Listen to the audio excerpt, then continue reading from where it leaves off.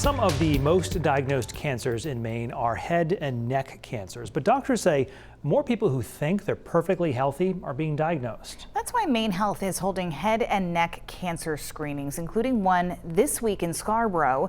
News Center Maine's Raya Wooten found out why these cancers can be so tricky to diagnose. Part of staying healthy is deciphering between what's normal and what's not. It's hard to examine your own mouth and your own tongue and your own throat. These are often parts of the body that you just can't really get to unless someone is looking on purpose. Having a sore throat that lasts a little longer than usual, being hoarse, or having difficulty swallowing might not immediately seem alarming. These things can easily go missed or mistaken for something normal. Definitely.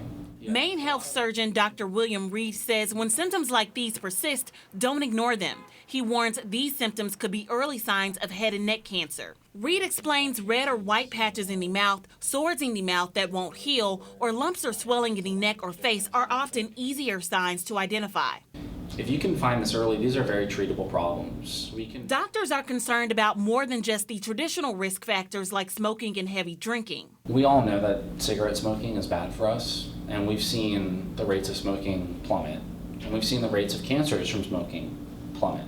What they know about head and neck cancer causing risk factors is evolving. The interesting thing, or kind of the twist in the story, is that there's another risk factor for head and neck cancer that we've really just discovered in the last couple of decades, and that's the human papillomavirus, otherwise known as HPV.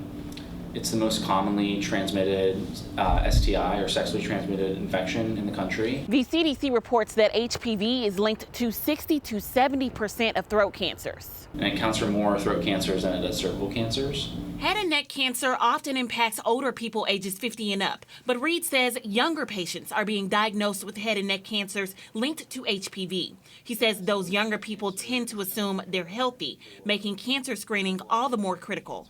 Because by the time you're meeting with me, public health has already failed you.